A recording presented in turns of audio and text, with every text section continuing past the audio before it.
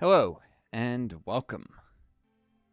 Just checking that's recording. Northstar here with a special interlude tutorial. So lots of people play Hearts Iron 4. Lots of stuff that they potentially don't know or don't realize or don't think about. And this is an opportunity for me to talk about something and at the same time kind of show something I've been working on here off camera without unpausing the game before I get to my next video. It's been tough. I traveled. My long COVID, that can be really hard on my body and mind, especially because I arrived in a snowstorm. I had to shovel snow for a bit to get the car in. And with my long COVID, I really can't do a lot of physical activity. I get post-exertion malaise, and shoveling heavy, wet snow, I'm still recovering 3 days, 4 days later, physically and mentally. That's how this disease is. So I also drove for a little under an hour out of a longer trip. The traveling and the driving both hard to me. So, division design. Now, I've been doing a lot here. As you can see, I've got a lot of divisions training, create a lot of templates, thanks to overwhelming firepower allowing me to add and remove infantry, battalions, and support artillery for free. I could also do line artillery for slightly less. Instead of 25 to add the first to division, it'd be 20, and then it'd be free to add more. I haven't done that with any. I've created one template's just pure line artillery, a few of those, which are decommissioned. So later I can add infantry, which creating a pure line artillery division is free with the spirit. And then it'll just be 25 to add the first infantry later if I no longer have the spirit, and 5 for each more, or 20 and 0 if I still have this. So it's a way to save in something that's probably going to be more artillery heavy, like for creating future artillery divisions that might be like 2 infantry, 3 line.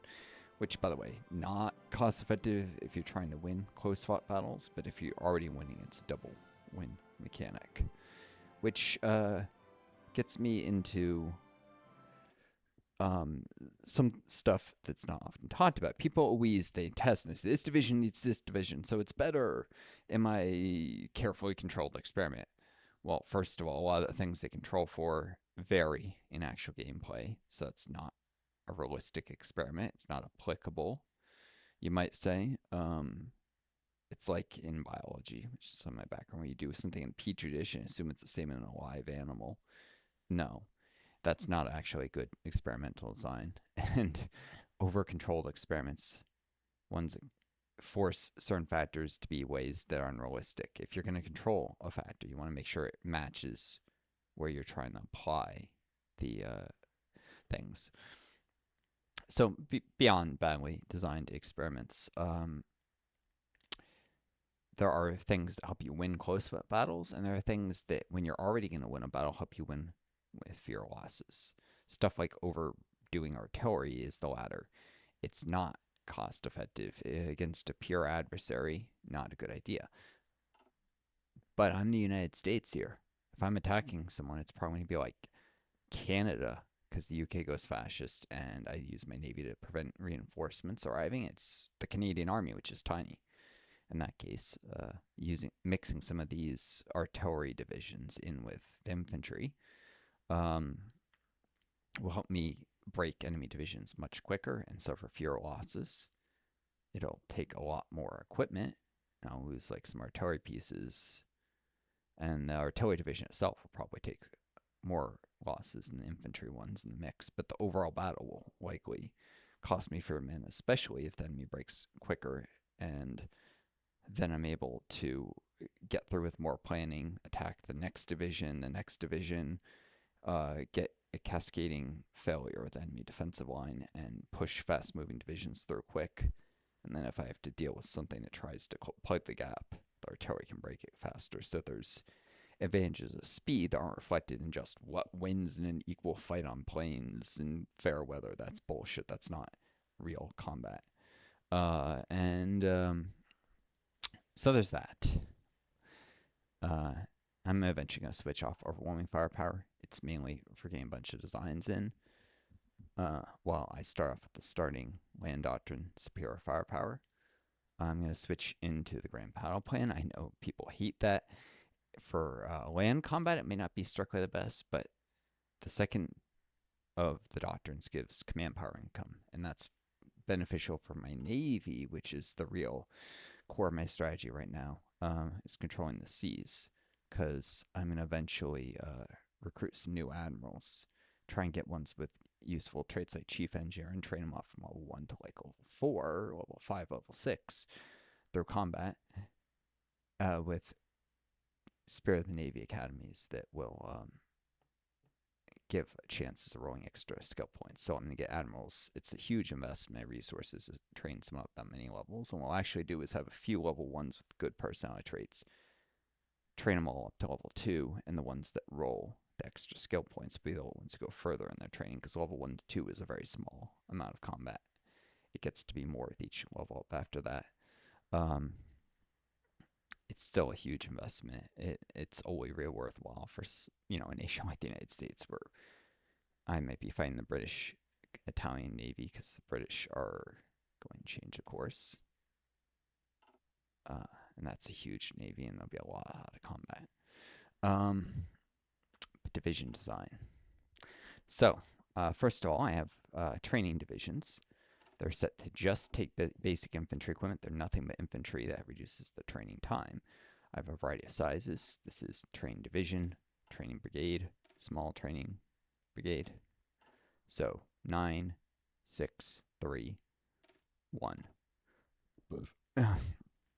This is kind of taking advantage of the fact that I can train a division, then change the template to larger division, and thus get an entire division, a larger one, out with far less equipment. Of course, they'll be green and under-equipped, but I can still run exercises and eventually get them up to regular, and they're getting heat or cold acclimatization the whole time while they're doing exercises. So if I have some set date in mind, like the Second American Civil War or confronting the British, I can have divisions that have more weather acclimatization and that have reached regular by the time that otherwise I might have just barely got enough equipment to get trained divisions out.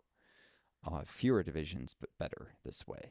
They have exercise variants. They have all equipment disabled. I have a variety of sizes. I need to make sure that these are they have ones that are same size as the training or close. I mean, there is a effective enlarging, but I probably will add additional versions. Maybe some of them decommissions, so they don't clutter up.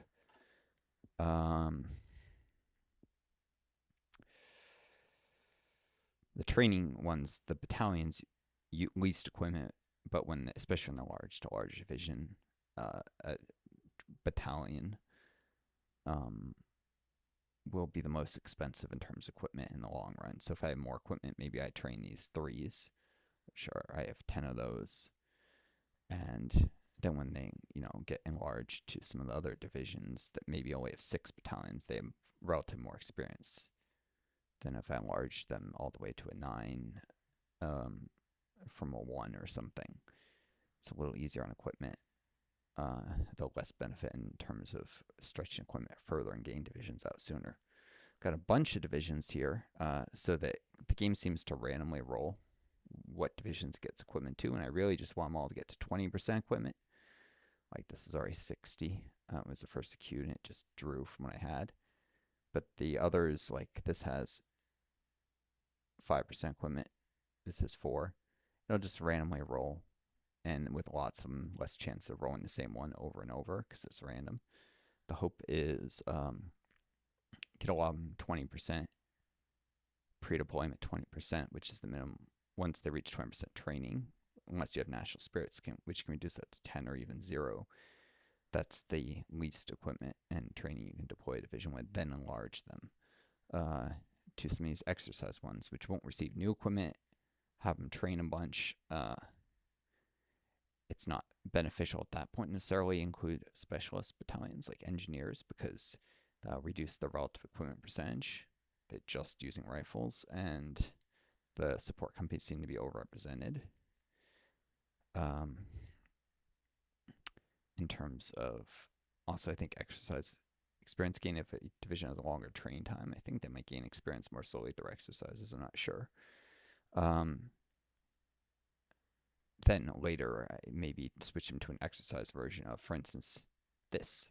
So if I take a 3 infantry battalion, deploy at 20%, turn it into a 6 or a 5 exercise version, probably train that to regular, then switch to this, go back to trained, and then train back to regular with the equipment disabled, then finally switch it to versioning its equipment.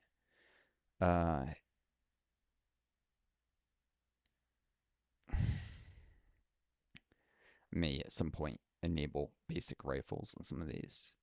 It's the cheapest way, because with very low equipment percentage, you'll gain experience ridiculously slowly. Although they'll still gain heat and cold equalization. And this brings me into the actual division design, which I know if anyone is watching this, you probably want to hear about. There's a lot of misconceptions and support companies that get just a bad rep. Idiots who do not understand the function of things. One of them is the engineering companies. I should not show one that has all equipment disabled because its stats are set to 0 if it had nothing. Let's look at this, right? This is actually got infantry equipment 1. People hate on engineering companies. They're expensive. They use support equipment. They cost 125 versus with infantry 1, it's only 50 for infantry battalion. They look at the soft attack. They say that's a bad trade-off. I could get 6.6 soft attack instead of, I should be 6, but with my doctrine it goes up to 6. 6 to say I get 6 soft attack instead of I guess this would be 3.3. I think the support company also benefits from the superior firepower. Doctrines. They're looking at soft attack. What they're ignoring is breakthrough and defense. Now this is 3 breakthrough. This is 4.5. However, this is 4.5 with just 300 men. This is 3, costs 1,000. So already there's manpower savings if you're trying to get breakthrough with fewer men, because you're using a lot of infantry to attack. You're going to suffer a lot of losses. Of course, it's expensive, and you could make an argument then for going to tanks and motorized for breakthrough, and you would not be wrong. Defense, however, that's the really big stat that engineers provide, is defense. Defense is useless if you have more than all the attacks the division suffers. The point of defense, though, is to avoid taking crits.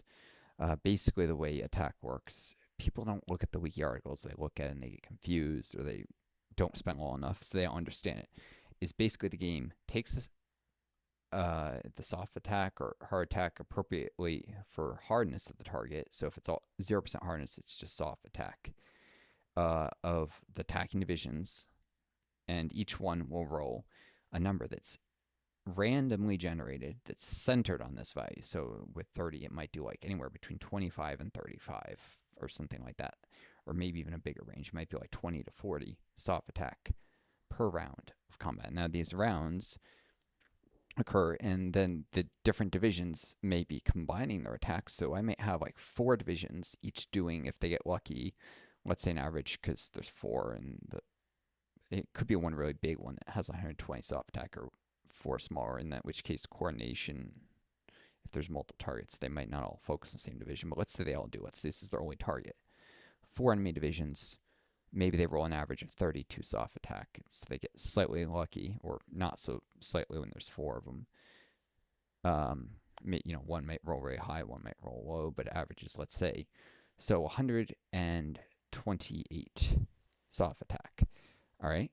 Now, if my defense is only 112, some of those are going to be attacks that are going to be crits. That's going to be everything in excess of 112. So that is going to be, ignoring the 0.2, that's going to be 26 or 25.8 with the exact number of that soft attack will become crits. Crits deal 4 times damage to strength and organization. So it's like suffering if defense equaled attack. It would be like if the enemy divisions had an extra 26 times 3, extra 78 to that 128. It'd be like suffering 206 soft attack if the defense was higher. So that's really bad. Having defense can, of course, reduce the number of crits or avoid them altogether. So if I always suffered 100 soft attacks, so soft attack in a round, I would suffer no crits that round. And combat is divided into many rounds. I think it's like 4 rounds an hour for infantry or something. So the dice roll a bunch of times, or maybe it was once every 4. I remember there was a 4 in there.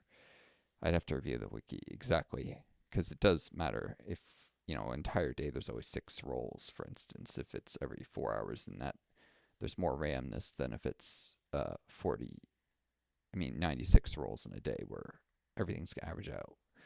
Although the variance still matters for whether you can exceed enemy defense on some rounds and do crits. If the defense is very close to the average enemy attack, then sometimes you're going to suffer crits, and it's a lot worse than if you have a little bit of a room for errors, so that even on bad rounds, you still don't suffer crits. You want defense that somewhat exceeds the combined enemy soft attack, ideally. Breakthrough is like defense when attacking. Infantry have terrible breakthrough usually, like 16.5. That means I could face an enemy division that just does, 18 soft attack, which is pathetic. This thing does 30. Even against itself, it would suffer crits. So defense and breakthrough make a big difference in effective survivability and winning close fights, or even just suffering fewer casualties in a fight you're going to win anyways. Something like this isn't a division designed to win in defensive combat. It's a division that's designed, it's very small, you'll notice, to have a lot of org relative to the cost. Because if you ever notice your bigger divisions, they don't lose that many men or strength, but they've lost all their organization in a battle. Smaller divisions, like I could have 2 divisions with 52 org, or I could have maybe one with 54, because it's got, in fact, I'll show for approximately double the number of men. I could have 1 division about a little less than 56, and I mean, let's say because the support companies are more expensive, it's just like I could have 1 division with 56 organization, or 2 with 52 for roughly the same cost. This is slightly more expensive to have 2 of these. That's obviously almost twice as much organization all put together. So smaller divisions like this, they're not necessarily designed to win, although they can have more support companies relative to number of men. Support companies usually have better defense attack stats. Even this has 3.6 soft attack for a little less than a third of the men, so it's still got better soft attack to manpower ratio than infantry. And support artillery, if this had it, which it doesn't, because this is purely a division meant to buy time. But with smaller divisions means more support artillery, which are one of the most cost-effective things in the game for adding soft attack is support artillery, especially when you're not using artillery 1 like I am, but like artillery 2 and 3. This division is designed to just be big enough to not probably suffer too many crits, especially with terrain bonuses and entrenchment and general skills. So let's say I might have 10% extra defense from general. I might have 15% from entrenchment. If I'm on the grand battle plan, I would actually reach a max entrenchment. That's it says like plus 10 entrenchment. That's actually 20% bonus of stats. Add in the 2.8 here, so you 12.8, and that's more than 25% bonus defense when fully entrenched. So I may have that. I may have 12.5% from a general who's got 5 defense skill, or combination of maybe a 4 defense general and a 2 defense field marshal. You get the idea. I could have like 140 something maybe with terrain. What terrain actually does is often reduce the enemy attack. So it's not direct, but it might have like almost 150 defense, and the enemy is suffering terrain penalties. And this could hold off like almost 5 times this number of the same type of divisions without suffering crits. Less if you're taking something that's actually got, support artillery and is designed for attack. But the point being, this is to buy time.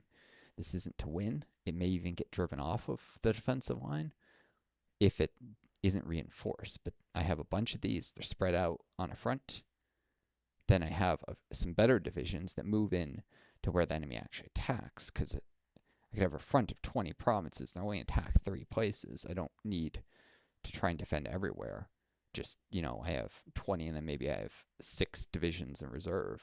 And the 3 places they attack each get 2 reinforcing divisions, which were probably somewhat bigger than this, so maybe not. And it's more cost effective than trying to defend everywhere at once. You defend everywhere, you lose everywhere. You concentrate your men where the battles actually are, and a close front fought where you win. Now, the war I'm fighting is going to be the Second American Civil War soon, and I'm not putting that much. I've gone Civ heavy early. It's only 36. I haven't really switched to adding more mill, though I've already started to queue some further down. So, but like 37 is starting doing mill. I know it's very early to militarize, but for the U.S., but I may very well be joining the war in like 39. The main World War, I may be fighting the British in like 38. There's a lot of. I'm not going to be saying super passive as the U.S. In fact, in this round, I'm planning on going communist, and although the ideology flip might not be to like 39, because I want to spend time in the Democratic to get the extra research slot. I can ally with the Soviets or the communist Chinese in 37, even if I wanted. Very easily could join the war, fight Japan when they attack China. Then potentially, once Japan is dealt with, the Chinese could end up joining other places in the war, or I could just ignore Asia, join the Soviets, and if they're attacked early, or at least they're going to go right opposition, so they could end up, and Poland's already flipping communist, so there could be a war that breaks out in like 38 between Germany and Soviets, and I could, even before ideology flipped, join the war on the side of the Soviets by joining their faction through focus, and U.S. cannot join other ideologies except by special focuses like the communist one, which you can get while still democratic. So anyways, I'm going to militarize relatively early, but not so much before the American Civil War, so I'm trying to fight with very low resources. I'm even selling off weapons to help my industry snowball. So I actually am making use of things that are easy on scant resources. These kind of strategies of using engineer brigades to cover a lot of ground with still a very modest overall cost of $325 for a division. Compare that to $450. This is only basic infantry equipment, and with infantry equipment 1, it doesn't properly update the cost. Weird. But yeah, $450 for something like this, which has around 70% more defense, despite using more than twice the manpower, and more overall cost. And if I'm trying to avoid things that are too manpower heavy, because I don't know if some of the divisions would join the Neo-Confederacy. The only time I've seen the Cold War so far, I've gotten an event that the U.S. can get where they can send anti-fascist or anti-communist brigades. If a country like America flips, Mexico would flip communist, I was able to do anti-communist brigades, but then actually send like literally the entire U.S. Army to fight the Nazis, who in that save the Danubian Federation had formed, and like include all this. So there were 8 countries at war with the Germans. I was able to send every one of them like 3 to 5 divisions. I didn't have a large army at the time, so it was pretty much, some of them as much as 7. I was able to send the entire army to fight the Nazis, and when the Civil War broke out, none of my divisions, none of the volunteers defected the Confederacy. I'm pretty sure ones that are in the normal theater stationed at home, not volunteers, can join the Confederacy. So I'd rather lose equipment than men, because it can replace equipment as an industrial behemoth like the U.S., but manpower is never unlimited. So, even though I'm going to war earlier for quite a while, I'm going to be just fighting at sea, and a lot of the military factors to be going to like naval bombers to win the sea war against the British and possibly also their Italian allies if they go fascist, because fascist UK allies Italy, and so I could fight the combined British-Italian Navy. That's going to not be easy because of the one naval trade restrictions. I only have about the same number of capital ships as the British. I'm producing, of course, tons of screen ships, but I could probably, and I'm researching torpedo cruisers, which are a screen ship that can just decimate capital ships. So I can easily defeat just the British Navy, but with the Italians, even though they won't coordinate their fleets well, I could fight one fleet, then get stuck fighting the other before my fleet can repair. So that could actually wipe out my navy if I'm not careful. It's going to be a long sea war if I'm trying to conserve ships and men. And then eventually I'll invade the British Isles, and then the Italians go fight them. The Italians might be flipping ideology, though, so I'm not sure what will happen to the British-Italian alliance, because both are going ahistorical. I think the UK is probably going to go fascist, and I think Italy is probably going to go communist or democratic. So that alliance might break apart before I have to fight both. In which case, just fight the British, destroy them, and then fight the Italians later or something. Or the Germans, if the British go non-aligned, which is the other thing they might be doing. They ally the Nazis, and they have to fight combined British-German fleet, but the German fleet is mostly subs. It's not, the AI tends to build subs, and it's just not that big a fleet. I'll be able to deal with it reasonably well, even with the new Gotterdammer naval focuses for Germany. I think, yeah, Norway's going the democratic path, so I don't see any indication that Sweden is going non-aligned yet, which can ally with the Germans, and I think Finland is, based on their ideology, I think they're going social democratic path, so they'll be anti-Soviet, and they might end up joining the Axis. So I could be fighting the German, Finnish, British fleet. Worst case scenario. It's not terrible. It's not. None of those powers except are nearly on the level of the Italian Navy, except for the British, which are obviously much stronger.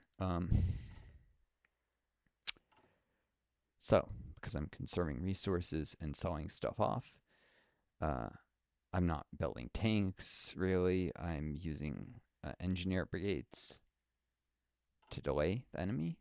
Then I've got light infantry, which are, I'm calling the larger ones auxiliaries, and the smaller ones light infantry. So if, look at this light division here. Why did I set this to, because the larger ones, that's right, they might actually assault stuff. The smaller ones will probably just focus on acting as reinforcements on the defense. So something like this, this light infantry division, I just called the light division, keep the name short. This is more cost effective. It's doesn't have engineers because it's bigger. It doesn't need them to avoid crits. It's got 204 defense. It's got support artillery, which are extremely cost effective soft attack. Not quite as much as infantry, but infantry use way more manpower and obviously use combat with. So I'm going to probably be spamming a lot of light divisions, a lot of engineer brigades. And then I may have some of the starting infantry divisions. I think this was the starting one as Americans. I don't think I would have to go back and check a brand new save. I don't think I added support artillery to any of, there's the National Guard. The engineer one was derived from what the game called garrison brigades, which were 3 infantry and engineers. I think it's a holdover from the divisions America was given to receive before the resistance system became what it now is. back when you needed to station divisions on non-core territories. So they're like in Puerto Rico and some of the islands that weren't core to prevent before resistance worked the way it is. But now that like those divisions are actually terrible for actual garrisons. I have something just for garrisons, which is this. It's very high width. It'll be given an MP later. I could have done max width with another row. But where is I didn't want to do anything. I think my largest one's a 32. When the Civil War breaks out, the Confederacy get everything I have in division templates. I didn't want to have any 40 with infantry because that's a lot of breakthrough to try and push through if I'm trying to crit them. And low tech like this, coordination is very low, so big divisions are better on the attack because they don't split their attacks on lots of enemy defending divisions. Especially if I have like 3 engineer brigades trying to block him in a key battle state to slow them down until reinforcements arrive. A 40 width will concentrate all their attack on one of the divisions, do a ton of crits, kill it, then go for the next, then the next. I'd rather I field more smaller divisions that their attacks are uncoordinated, because I'm just now researching basic radio with more radio tech, and if you're playing as the Germans, their new tree, they can get a bunch of coordination from focuses and improvements to national spirits that those give. The Germans have like a super army with their new focus traits. Ridiculous. They start off weak, but they can become very overpowered, whereas the U.S. never gets that good. Of course, the U.S. has the benefit of a huge core manpower population, lots of industry, and of course I can snowball that into conquering like Canada. If the British go fascist, they'll probably end up taking Canada, creating puppets there and stuff. Roll into Latin America. I think Mexico is going communist. They have a national spirit, left-wing paramilitary, so I think they're going communist. So I may eventually ally with them after maybe withdrawing from faction with communist China and just roll through Latin America, help them roll through Latin America. If they're in faction with them, they won't attack me, which they have focus to do that otherwise. With the resources of all Latin America, I can swamp the Nazis and bodies and industry, if even if my divisions aren't as good, because the U.S. hasn't gotten a rework to their focus tree in a long time. And newer focus trees are a little more powerful. There's been power creep in this game. So light divisions to fight, engineers to delay. The largest engineer brigade, quote large, only has 6 infantry, because none of these, the ones that are larger, more infantry, more cost effective in terms of defense per industry, but I'm going to have less defense per man versus a bunch of the smaller ones. So different points in the war I may want to use. I might want to start off using the larger ones that switch the smaller or something. I may train these. I renamed, but I queued up before I had the spirit, so they still have engineer. When they get pre-deployed, I might switch them to the pure infantry thing, or I might just keep them in that and switch them to an exercise version of this 4, which it still has an extra infantry versus this, or even an exercise version of this. If I go all the way up to this main man, I'll probably switch them to like a 7 battalion pure infantry thing, train them to regular, then switch. But maybe using larger ones earlier, and then we have the industry switching to larger numbers of smaller brigades. Of course, the advantage is I can cover more provinces. There's going to be gaps in the front either way, so I'll figure that out as I go. But the other reason for this garrison not having the last row, I could have had 40 width, which with MPs is slightly more cost effective, is because I'll probably eventually add a row of cavalry, as I get the army speed to spare. and I'll start off with just one cav, which is 25. Whereas if I had a whole row, I would have needed to switch 4, which would have been 40 army XP.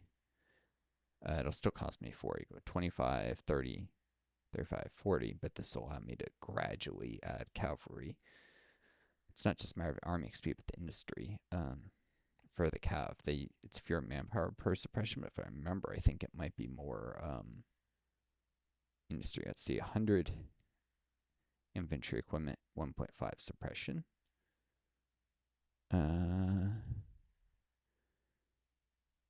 2 suppression, 120. All right, no, it's actually more industry efficient too, but it's mostly a matter of army XP. When I can spare it, I'll gradually add cav, and then I'll switch probably second row. What I could also do with this number is actually like do this, and then boom, and that's only 30. And then later resize it up with more cav. It's more expensive army XP in the long run because it's 20 more to fill out the remaining 4. What was it? Because currently be 25, 30, 35, 40. And then I think it'd be the 40 for another row, so that's 80 army XP.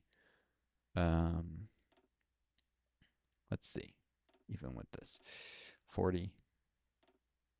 Oh no, because once you have 1, it's 5. So it's 20, 60 to do 2 rows from here.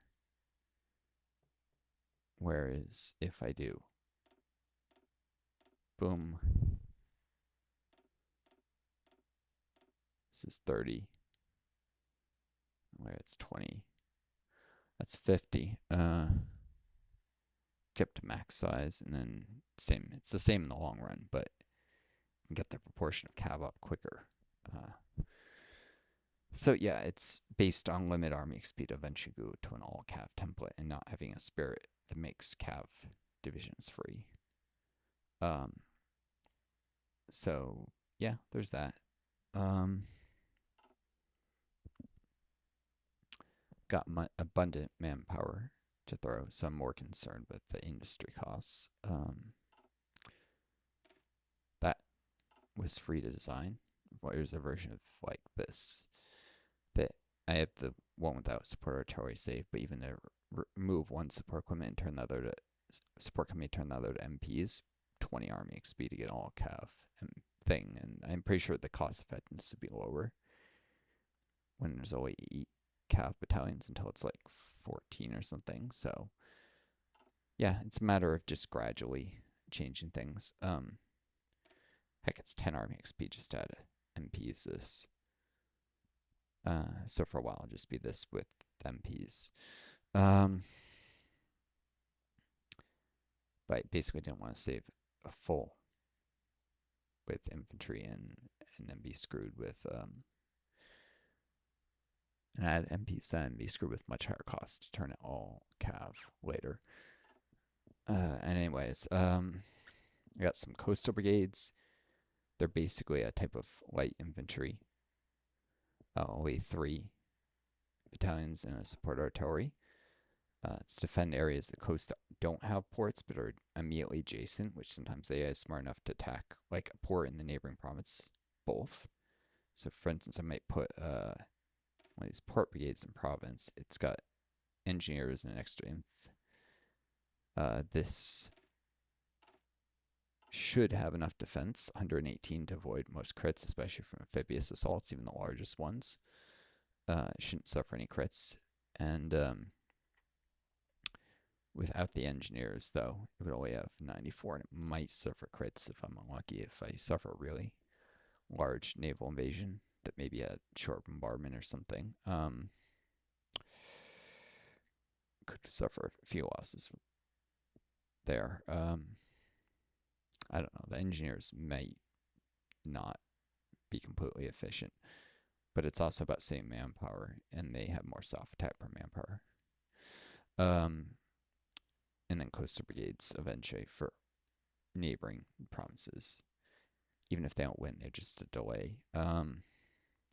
Auxiliaries, main infantry, both support companies I can currently use.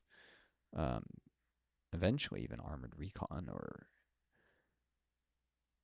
yeah, eventually even armored recon to make the stats even better, or cav recon to avoid fuel use. And I've got these river assault.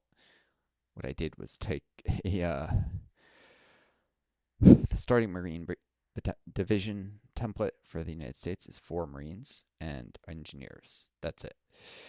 That's terribly low breakthrough. Lots of work per manpower in industry, but it's basically just accepting that you're going to suffer tons of crits if you do an opposed naval landing. I still have that saved as a decommissioned template. The Marine template here. This is what I started with. Created one that has 2 infantry.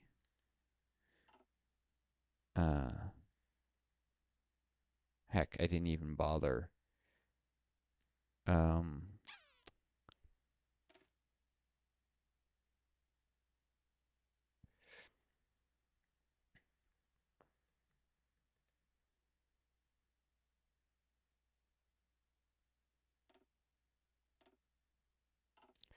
That's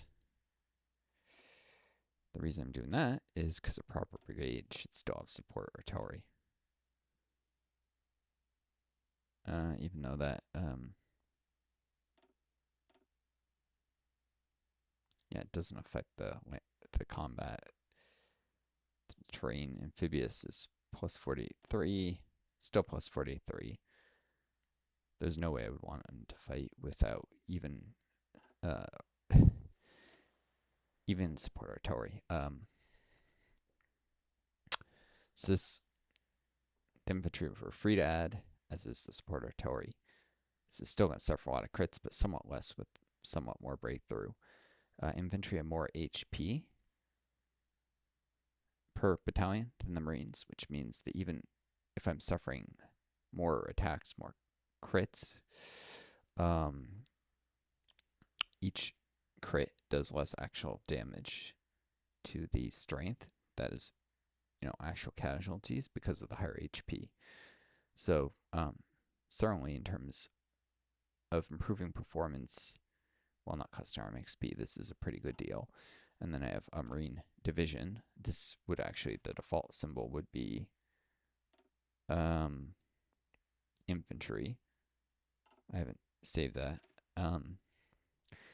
This is probably what I would actually use to do naval landing. Still not much breakthrough. 38.7. Even with the general, they're still going to suffer probably crits, but not as many. Enough infantry to kind of get the HP up without so many that it completely dilutes the amphibious attack bonuses. Also, I have a limit on how many special forces, so currently I could only make 6 of these. And I think I can already attack naval invade with 10 divisions, so even I would either need to get that number up, or I'd have to use 6 of these and like 4 normal infantry. So that's another reason to have infantry. And then these are the motorized and non-motorized pure artillery things.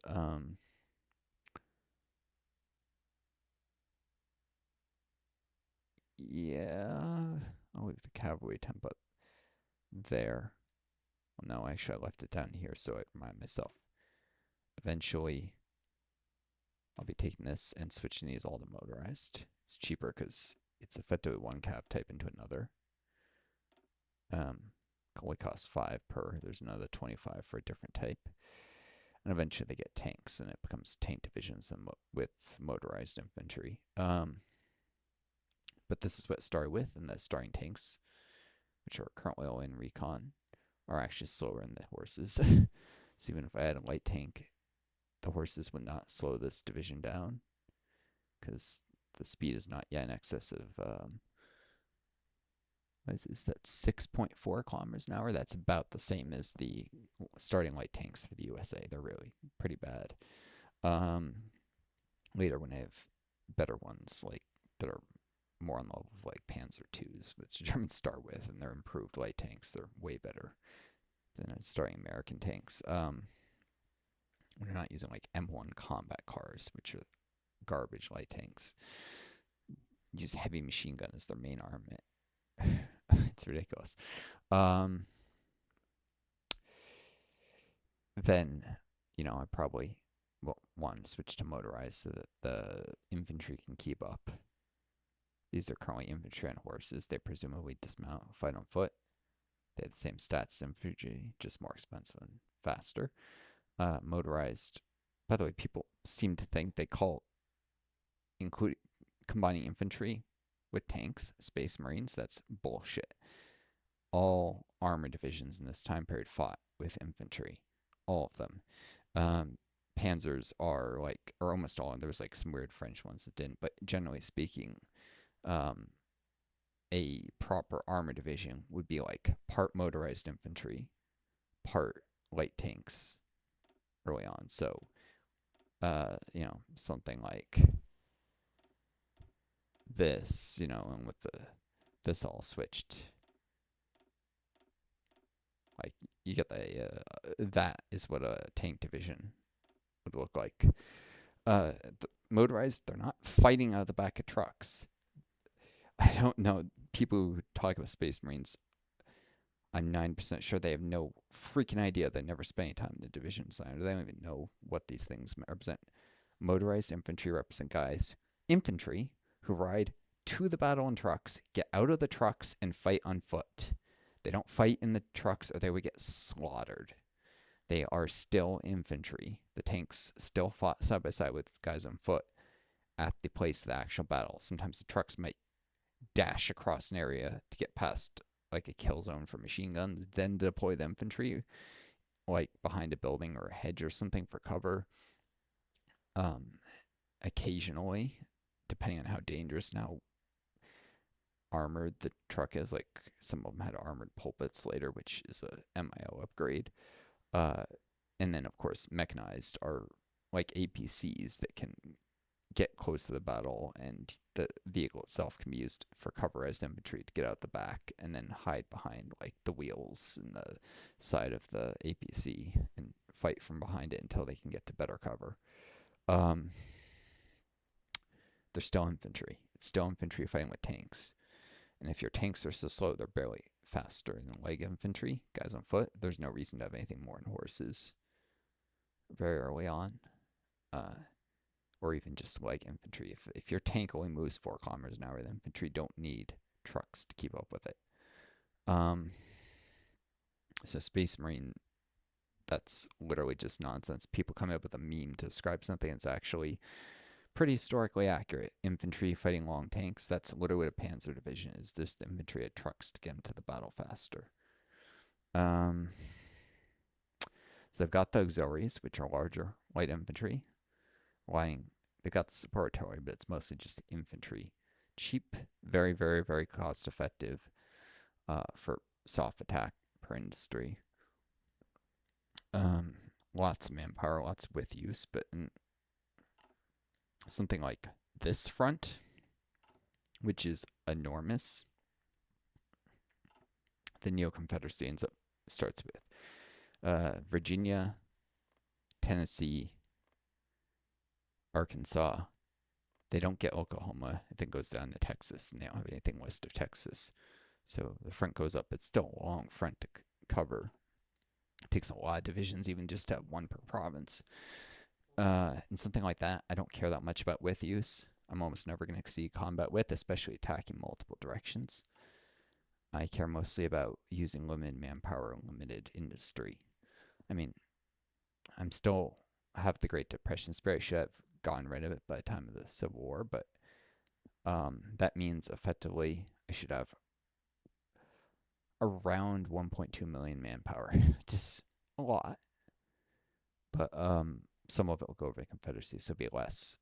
And divisions already trained, some of them will probably go over. So I may have like 600,000 manpower to play with, especially as I'm enlarging my Navy the whole time.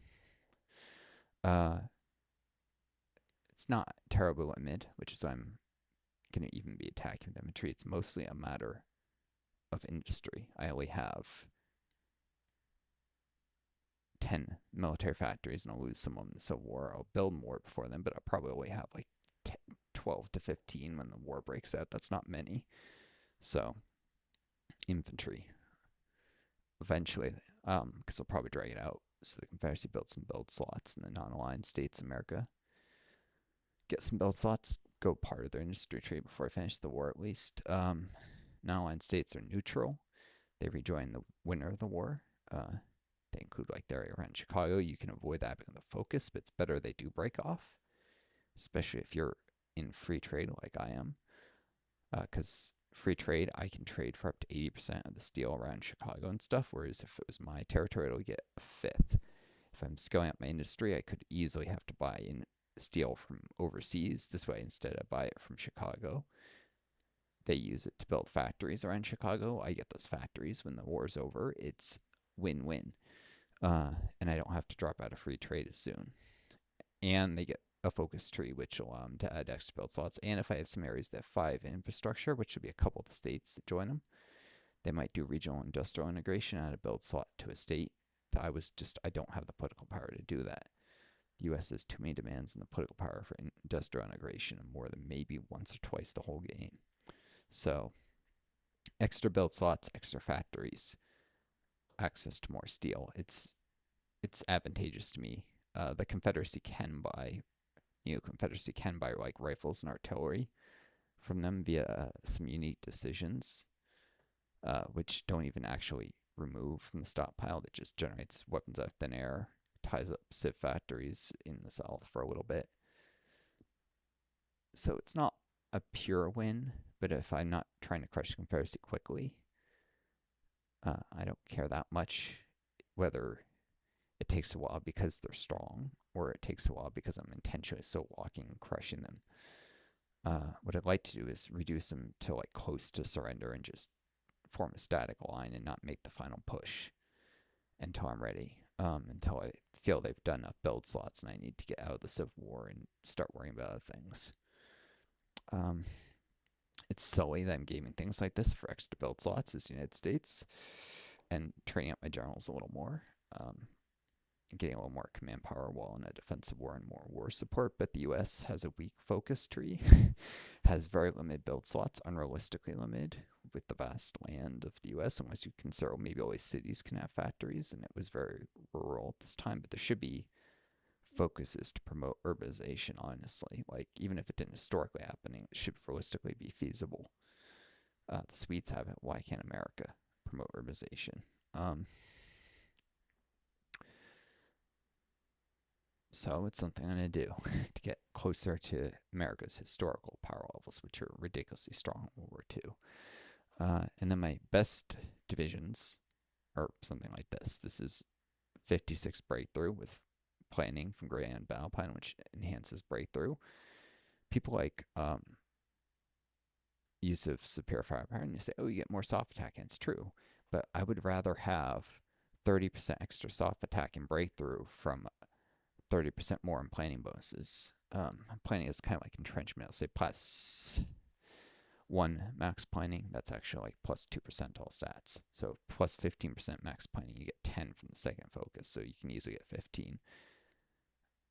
And some of those are multiplicative, where like general traits can augment the doctrines. They can multiply each other. So I'd rather have 30% soft attack and breakthrough instead of maybe plus 50% soft attack. The breakthrough will prevent crits.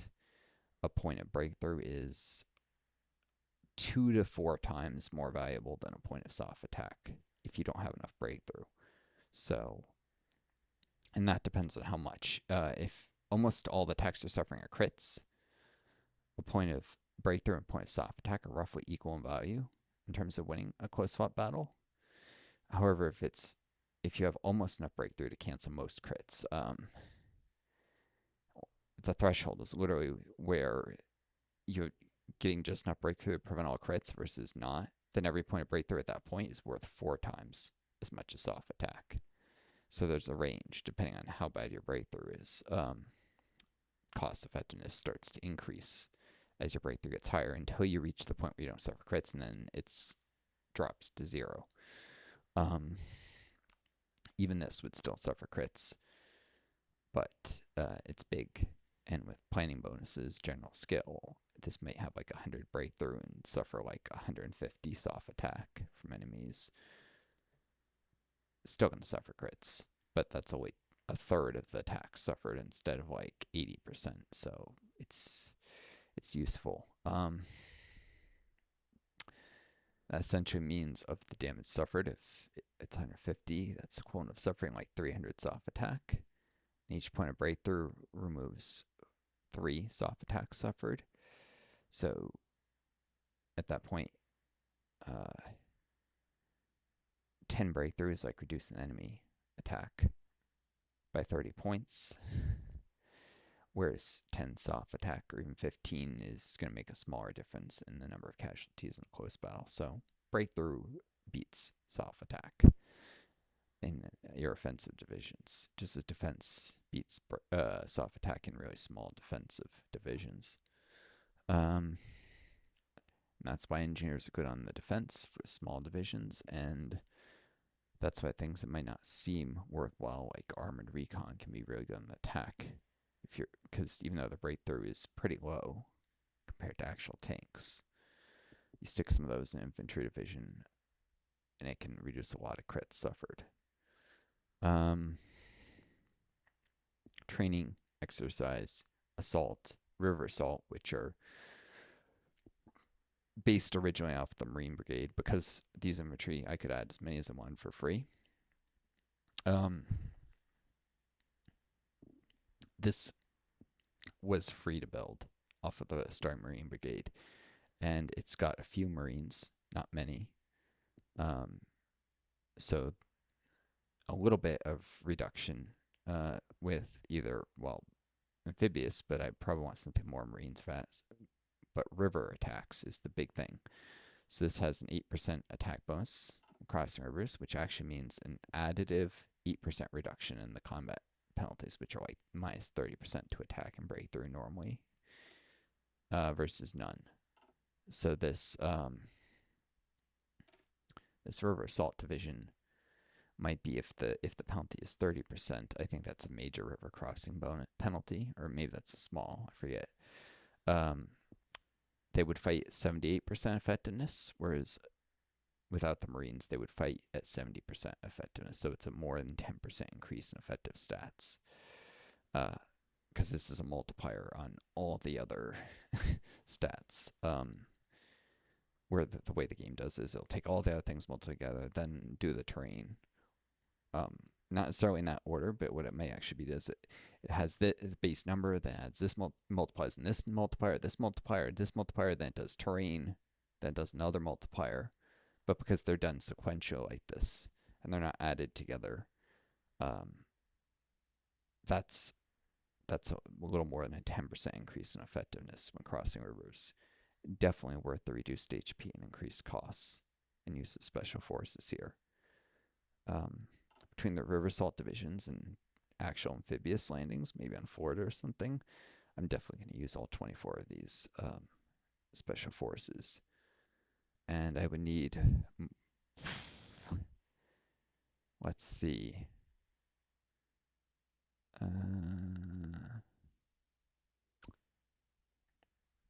it's 5% of your division count.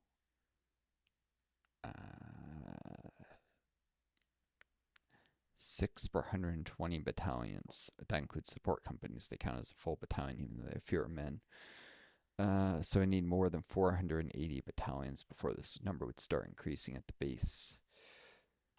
5% here. Currently at 236 battalions. Yeah, I need a lot more men. That's also one of the often underrated advantages of like using engineers on defense. Even if the cost effectiveness in industry of doing this versus just more infantry was exactly the same, you're going to get more battalions towards special forces count per man this way, which means that you can have more special forces in total if you're manpower limited. And if it was more battalions per industry, which it's not if you're just considering this to be just as good as one of these, but if you're considering it to be more valuable, because 22 defense, 24 defense, but more soft attack per man and less manpower use.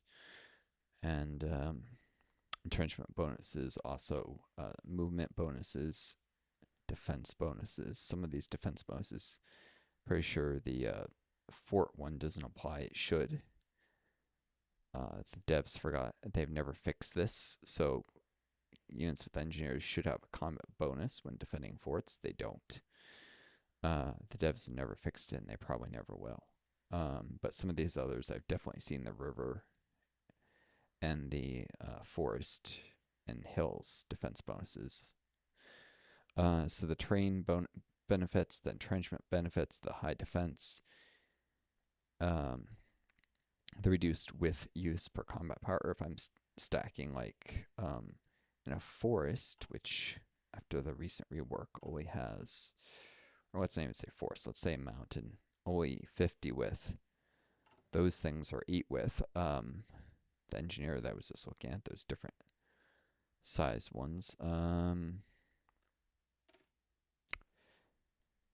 I can use 6 of these to defend a mountain without suffering any over width penalties, though I think I suffer at this tech level and doctrine level some stacking penalties. I think it's only minus 2% to all stats, the first level stacking penalty. So it's pretty, you can ignore it with 6 divisions, but it gets much worse if you're using like 10. But if I have 6 of these on a mountain, the engineer help ensure that none of them suffer crits, and that's 312 organization that he has to push through. They're not going to do that anytime soon. That's a battle that would take them like 6 months just to win, probably, if they're attacking with infantry. And by that point, I'd have cycled the reinforcements. Maybe the reinforcements got deorged, they retreated, they reorganized, they came back over and over. They're not going to beat something like that. Cheap enough. Good for having some of these when the Civil War breaks out and not losing as much manpower as if I used divisions that were just more infantry. And then when the Civil War happens, being fine for manpower until I take the Selective Service Act, Selective Training Act, which will get me to limit conscription, give me a lot more manpower to play with, and increase my base war support to 10%. The U.S. starts with 0%, and you should do that as your first thing. Or second, if you're going to go Neutrality Act, you should do it first, because you lose 5% base war support, you're at 0, so you can't go negative, so it doesn't hurt your war support at all. And then you do a Selective Training Act, you're at 10% base. I'm going to go limit interventionism after taking the communist stuff, because you can do that if you haven't switched ideologies yet. And so, but I'm going to want to take Selective Training before this, because this gives you, this gives you 10% war support. So Selective Training get me to 10, this will get me to 20. This will get me to base 30, then radio propaganda 37.5.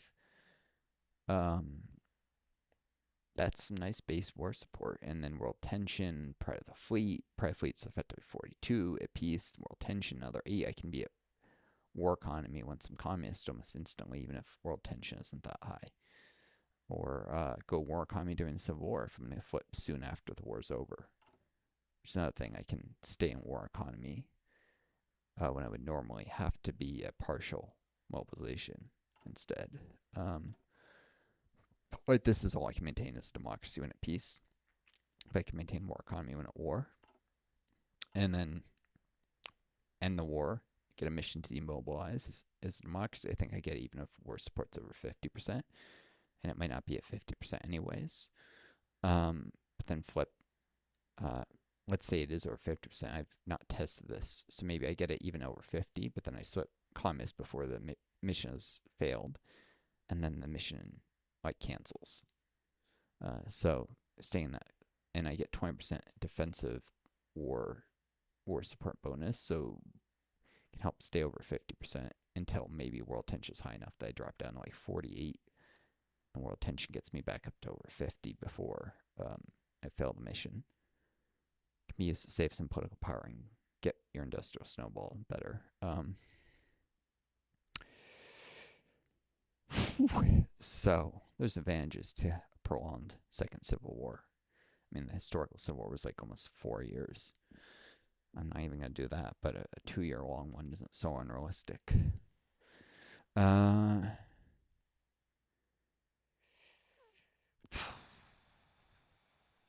Light brigades, port brigades, coastal brigades, engineers, cavalry. I haven't done anything that crazy. The most interesting thing was probably use of really large assault battalions, which are elite, because I want them to make sure they have the best equipment available.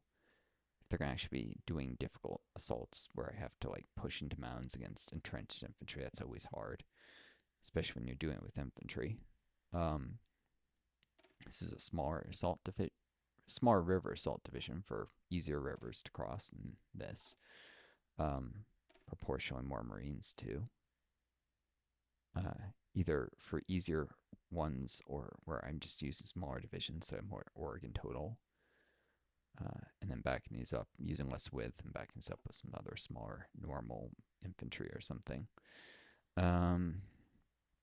So I got 2 types of river assault divisions of different sizes, a ground assault, then there's National Guard. This is starting thing for the USA.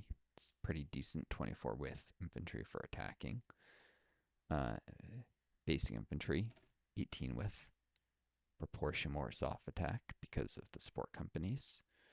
So in a really critical area of attacking, I may be using these, even though they'll each suffer more crits, just so I can get the externalization and win, even though the casualties will be harsh in a fight like that. Auxiliaries for easier parts of the front where I'm just like out west, I'm just swamping the enemy with bodies.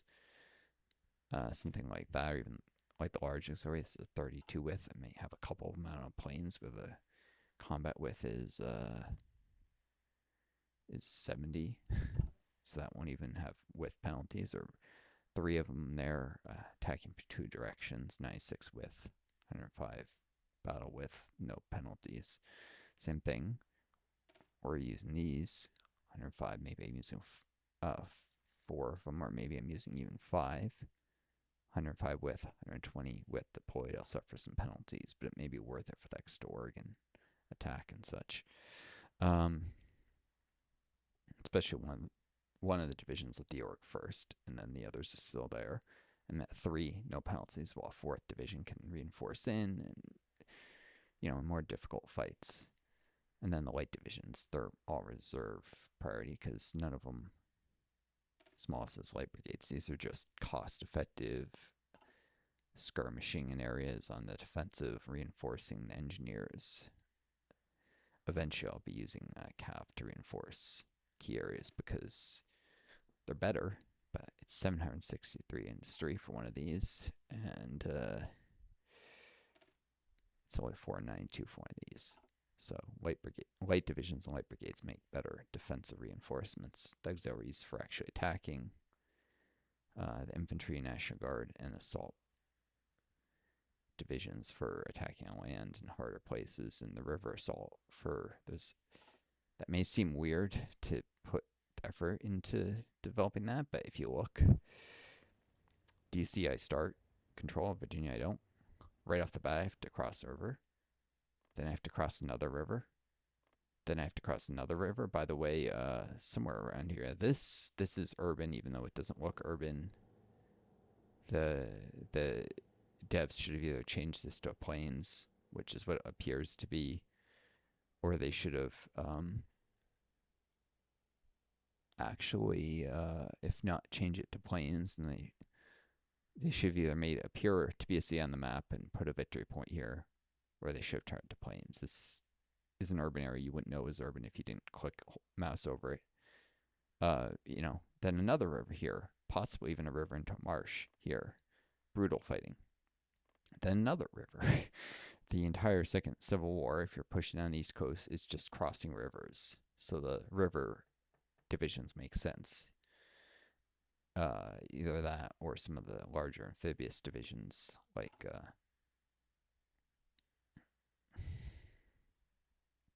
where was that stupid thing? Shark.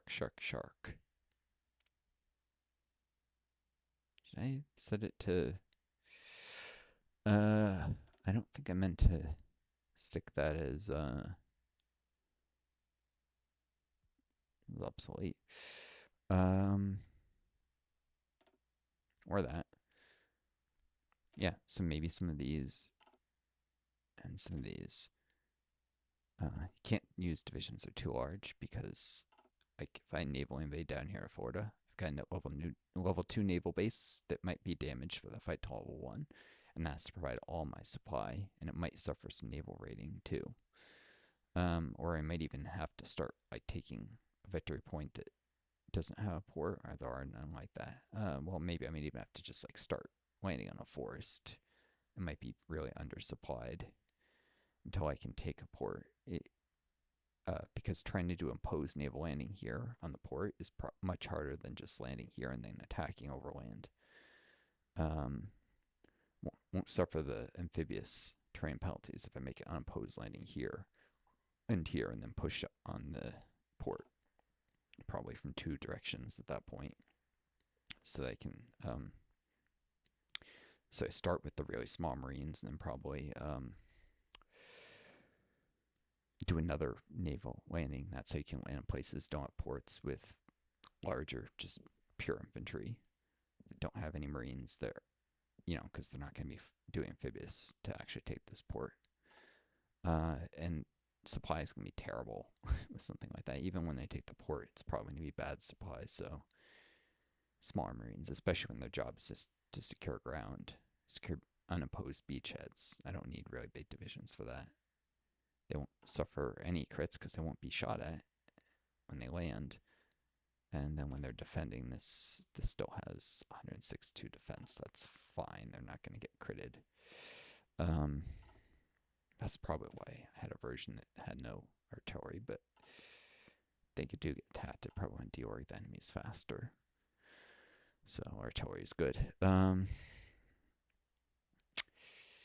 Yeah, so I'm either stuck doing naval invasions or crossing rivers over and over, or I try and fight through the Appalachian Mountains, which are mounds, against entrenched infantry. That's brutal. It's the terrain is what makes the war difficult. And many people just draw battle lines and just click go and they don't bother looking at the terrain. That's dumb, by the way. Take the time to micro in difficult terrain like this, or at least to look where the terrain is and decide where you're going to attack. It's a stupid plan that ignores terrain. This is why people suck at grand battle plan. And people when they use tanks, they bother micro, but they do grand battle plan. They don't micro anything, and they're just asking to get the troops slaughtered. Grand battle plan is about plans, but you don't draw one line on the whole front. You draw like 6 micro fronts and a bunch of spearheads. If you're going to use grand battle plan, you need to put more effort into planning. And just start with West Virginia remains loyal, as it historically did during the American Civil War. The western part, West Virginia, stayed with the Union, and Virginia joined the Confederacy. So, if I remember correctly, and so that happens in the Second Civil War as well. Kentucky, which I believe historically sided with the Confederacy, or sort of. It was one of those states that was kind of like iffy. I don't remember.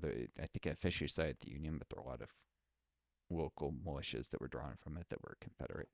I don't remember, but yeah. But anyways, Kentucky. So I've got a battle defensive lines, and I'll stop the exercises shortly before the war so they can fully entrench and reorganize, and then I'll have divisions along the border with Tennessee, going through here, Missouri border. I probably won't defend these 2 provinces. Instead, or this one either. Or no, I have to because this would be non-aligned states. So I'll have to defend this because supply network stuff, and I'll actually probably have to connect the railroads through here. Because this will be Confederate. This will be non-aligned states. I'll only have 1 province connecting the supply networks. If I lose it, all the western divisions suffer no connection to capital supply network penalties if I can't get convoys to the west coast, or if they get cut off from the west coast. So this is an important province to defend, and I'll probably push into these hills. But yeah, like through here near Nashville. I won't probably bother defending these two provinces though, because it's easier to defend St. Louis proper. And then the forest, of course. I could do this forest, but if I let them advance up here, they could attack the city instead of into a forest, and that's easier to defend. And then I have a forest here, but has a river to help. I think this borders this. This is all plains. Maybe I will defend this forest. Just don't have enough divisions yet to even have one per threatened province. And yep, divisions along here. But yeah, you can see from the map why I'm using such small divisions, because they're cheap and I don't have enough men to defend everything. In fact, like some of these mounds, I'm not even going to be using engineer battalions. I'm going to be using stuff like this. Set at reserve priority to defend. Only air quote 138 defense and 54 soft attack, but this is more than enough with fully dug in to defend mountains out here. Especially if I have reinforcements available to pull in, like one or two. A lot of terrain, a lot of ground to cover. And if the enemy can't cover it all, then I can just march unopposed into some areas. So there's advantages in covering your whole front when the enemy can't do theirs. Because then you can outmaneuver them and force them into battles on terrain that would be unfavorable. Small divisions have that advantage. Okay, so be a little bit, probably to my next real video. I will save this because I don't think I did anything besides I did change that. I did make a new template of the Marine Brigade here. Now this this is a template. It has no artillery, and I've decided I'll probably do one artillery if I'm gonna make naval landings in Florida, just so I suffer fewer losses defending, because deal with the enemy faster. But something like that is meant to make landings that will probably be unopposed or lightly imposed. If there's an enemy defender at all, it'll probably be something that's strategically redeployed along this rail line, has almost no org, so it's a quick battle. And then other infantry can come in and a naval invasion that I don't activate till a little later. You know, take a naval base and then push up from Florida, catch the enemy by surprise, and then we'll have to cross rivers because there'll be no one to defend the rivers. It's a strategy. As I said, I'm going to want to probably reduce the Confederacy to just shy of surrender, where the surrender threshold, they have just enough victory points that won't surrender, and just hem them in and keep them that way until I'm ready for them to surrender, during which time I'll focus on training some really good offensive divisions, like actual tanks and stuff, probably for the final push, since there's no reason to throw extra men away at that point, but infantry for the initial wave of attacks. I would like to recapture Tennessee quickly, probably Louisiana and Texas. That will deprive the Confederacy of all oil, because they have Texas and Louisiana and oil to begin with. Grab the oil fields in those states. Tennessee has steel, a lot of steel, so deprive them of natural resources, and they have to import it by sea. I'll do kind of, I forget what, Python or something. There was a name for the U.S. Historically in the first Civil War, cut the Confederacy off from naval blockade, essentially, and that's probably what I'll do after. They don't get many of my ships. They get a set amount no matter how many I have. So, I'm building more ships. If I delayed the war, I could have even more naval superiority to start with, but sink the ships they get, and then they won't be able to oppose me at sea. Take the states that have actual natural resources, steel and oil, and aluminum in Texas. So Texas and Tennessee early on. Then Louisiana to completely cut off their oil, and Arkansas for that aluminum eventually. And then even if they have a bunch of factories, they won't be able to build much because they have no natural resources. And heck, the factories, well, the AI will sense this as I'm low on equipment, let's build more military factories. They'll try and basically power through resource shortages they have no way around by just more factories and even bigger resource shortages, but it's all they can do. So it's actually a smart strategy. But when I win the war, that means lots of military factories that they built for me, including Biofocus. Cool, because at that point I'll be getting ready to probably either fight Japan over China, because Japan's going non-aligned here, so they won't attack me, but they will attack China. Because if they go communist, they give up control of Manchuria, and they can't be provoked by the Chinese into war. If they go fascist, they attack China. But if they go non-aligned, they retain control of Manchuria, and the Chinese, or the communist Chinese, will usually do cross-border raids and provoke them into a fight. I think they get a defensive war, so it's an easier war for them than if they're fascist and they start the war, but I'm not sure.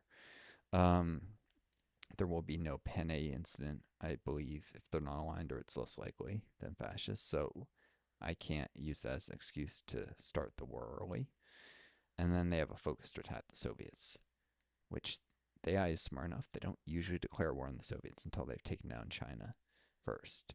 But I can't allow that. I can't allow them to take over all of China and then push on the Soviets, especially because it's non-aligned. They join the Axis. So that will mean the Axis will control all of the Soviet Union and China, and that's a lot of manpower and industry to have to liberate later. So probably I'll focus on an Asia first kind of thing. I might even do focus on Asia here. Just gets this benefits my naval spying speed. I've often gone focus in Europe. Infiltration effectiveness is cool for getting Army XP, Navy XP, and political power from infiltrations, but yeah, I'm gonna have to deal probably with Japan first, and then Germany. And so by the time I deal with the Neo-Confederates and are done with them, it'll probably be either Japan or helping Mexico deal with South America. Some of the countries there might even join the Axis. Chile likes to go fascist almost every single game. Yeah, they're going fascist. So they'll join the Axis, and so I might deal with Chile before I deal with Japan or something. But yeah, this is going to be an interesting game. Some things will be historical, like the British probably going fascist. Some historical, like the Germans and Japan being the big baddies. Hope you folks all enjoyed this video. Hope you learned something about division design from my talking about that. Take care of each other. Be kind to yourselves, and may you always find a guiding star lead you home. Till next time, adieu.